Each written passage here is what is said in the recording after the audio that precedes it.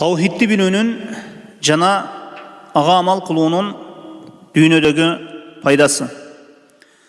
Өткөн сабакта тawhidдин акыретке байланышкан 7 пайдасын айтып өттүк. Эми tawhidдин дүйнөдөгү 2 пайдасы. Акыйда илимин, tawhid илимин окуп үйрөнүүнүн 8 пайдасы дүйнөдө бактылуу болуп жашоо үчүн дагы эң негизги себеп tawhid илимин жакшы окуп үйрөнүп алуу. Ушул илимди жакшы үйрөнсө, дүйнөдө бактылуу болуусуна себеп болот. Кайсы бир тарабынан, мисалы, тагдырга ыйман келтирген инсан менен тагдырга ыйман келтирбеген инсан дейли. Эгер мына ушул экөөсүнүн башына бир мусибат түшсө, экөөсүнүн ортосунда асман менен жердей айырма болот. Бир кишинин үйү күйүп кеткен болсо, ошондо ар бир адамдын ким экени билинип калат. Сөгүнгөн, наалыган, кала берсе, кээ-бирлер өзүн акылын жоготуп коет. Жанагы мусибатты көтөрө албай. Бирок тагдырга ыйман келтирген киши тынч аман болот. Анткени Аллах Таала тагдырга жазып койгон нерседен артыкча бир нерсе болбойт. Жана Аллахтын хикматына ыйман келтирген, Аллахтын хикматына хикматтуу, даанышман зат экенине ыйман келтирген, Аллах өз иштеринде даанышман экенине ыйман келтирген инсан тынч аман болот. Жаман сөздөрдү айтпайт, өзүн коерго жер таппай кала турган абалга түшпөйт. Анткени ал ар бир жамандык, жакшылык жазып коюлгандыгына ыйман келтирген. Буга бир жөнөкөй мисал келтире турган болсок, Бадр согушунда шахид болгон сахабалардын бирөөсү Харисату ибн Сурака радыйаллаху анху. Харисату ибн Сурака радыйаллаху анхунун энеси Бадр согушу болуп өткөндөн кийин пайгамбарыбыз саллаллаху алейхи ва салламдын алдына келип айтты: "Я набийаллах, ала тухаддисини ан Харисата ибн Сурака." О Аллахтын элчиси, балам Хариса тууралуу айтып бербейсизби? "Фаин кана фил джаннати сабарту, ва ин кана гайру залик ижтахатту алейхи фил бука." Эгер бейиште болсо сабыр кыламын. Эгерде мындай болбосо каттуу ыйлаган болор элем деп айтты. Ошондо пайгамбарыбыз саллаллаху алейхи ва саллам айтты: "Кала я умма Харисата иннаха джинан, ва инна ибнака асаба ал-фирдаус ал-а'ла." О умму Хариса, Харисанын апасы, бейиш бир эле бейиш эмес. Бейиш бир канча бейиштерден турат. Чындыгында сенин балаң бийик фирдауска жетишти деп айтты. Анан энеси айтты: "Бейиште экенин билсем, тынч аман боломун" деп айтты. Кала берсе, баласын жоготуп турат, бирок сабыр кыламын деп айтты. Бейиш тозокко ыйман келтирбеген адам мындай абалда өзүн кармай албайт. Бейишке тозокко ыйман келтирген киши бирөөгө зулум кылып коюудан этият болуп жашайт. Анткени ал эртеңки күнү жооп берүүсүн билет. Мына ушундай ишеним менен, акыйда менен жашаган инсан ар бир башына түшкөн мусибат балелерден тынч амандыкта болот. Жана өзүн жоготуп койбойт, жана көп балелерден кутулат. Адам баласы, адам ойлоп тапкан, адам баласы түзүп берген мыйзам менен кээде кыла турган кээ-бир туура эмес иштеринен тыйылат.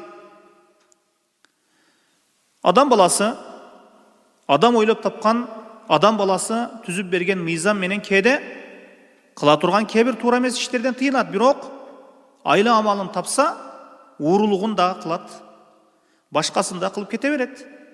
Анткени ал акыретте жооп берүүсүн ойлобойт.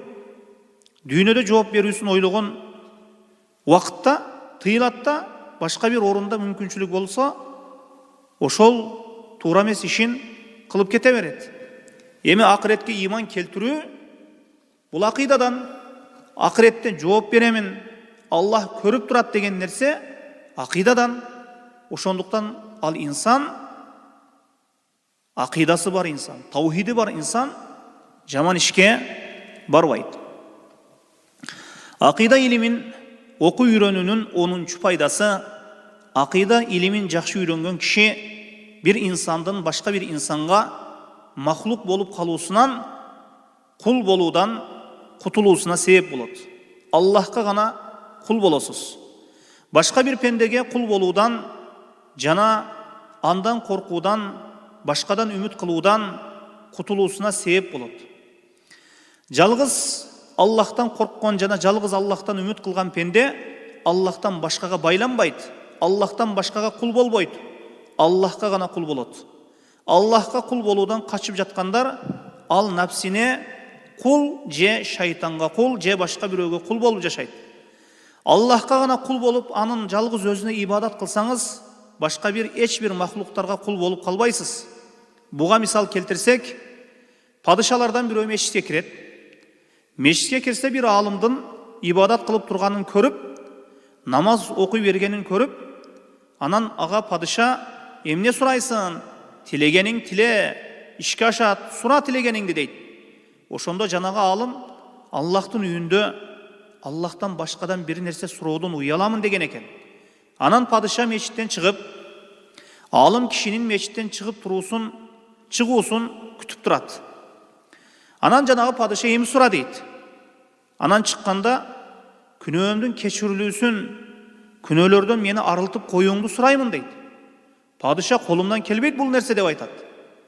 Жана: "Дүйнөдөн сурабайсыңбы" дейт. Падыша: "Дүйнөдөн сурабайсыңбы" дейт.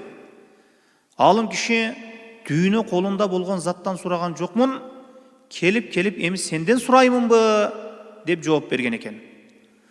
Таухиддин түрлөрүнөн бирөөсү рубубият, бүткүл мүлк, Аллахтын мүлкү, пайда зыян Аллахтан деп ишенген кишинин жообуна мына бир караң. Дүйнөдө bir адамдан дүйнөлүк bir жакшылык алсаңыз, ага аз болсо да моюн сунасыз. Ошондуктан хадисте сага бирөө жакшылык кылган болсо, ага артынан жакшылыгын кайтаргыла деп айтты. Ага жакшылыгын кайтарсаңыз, ага тилиңиз кысык болуп калбайт. Эгер жакшылыгын кайтара албасаңыз, анын акысына дуа кылып коюңуз. Анын жакшылыгын кайтардым деген күмөнгө барганча анын акысына дуа кылгыла деп айтты. Бирок дуа кылуудан алдын жакшылыгын кайтаргыла деп айтты. Жакшылыгын кайтарып койсоңуз, кийин моюн сунууңуз жалгыз Аллахка болуп кала берет. Экинчи bir misal, Şam жеринде bir залым падыша болуп өткөн экен. Ушул залым падыша мешитке кирип келсе, буту аксак bir устаз сабак берип отурган болот. Bir чолок, буту аксаган bir устаз сабак берип отурган болот. Жанагы устаздын шакирттери залым падышадан коркушуп, ордуларынан туруп кетишет. Устаздары болсо, ошол устазы болсо, бутун созуп коюп отура берет. Шакирттери устазга bir жамандык жеткирип койбосо эле болду деген коркунучта болушат. Жанагы падышадан, залым падышадан. Бирок Аллахтан коркуунун bir белгиси бул да карабайт, көңүл бурбайт, жанагы устаз отура берет. Аллах Таала коркуу салып коет, залым падыша унчукпай чыгып кетет. Анан адамдардан бири баштык, адамдарынан биринен bir баштык алтын берип жиберет. Падышанын адамы кирип келип bir баштык алтынды бергенде, мечитте отурган устаз айтат, сабак берип: "Башчыңа барып айтып кой" дейт. Мечитте бутун созуп отурган киши колун созбойт экен деп айт. Мына Аллахка кул болуу, Аллахка үмүт кылуу, коркуу инсанды мына ушундай даражада тарбиялайт. Мына биз акыйда илимин окуп үйрөнүүнүн 10го жакын себептерин айтып өттүк. Ошондуктан акыйда илимин, таухид илимин окуп үйрөнүү инсандын жашоосундагы эң биринчи нерсе болуусу керек. Акыйда илими үйрөнүлүп, ага амал кылынат, жатталып, ташталып коюла турган ilim emez.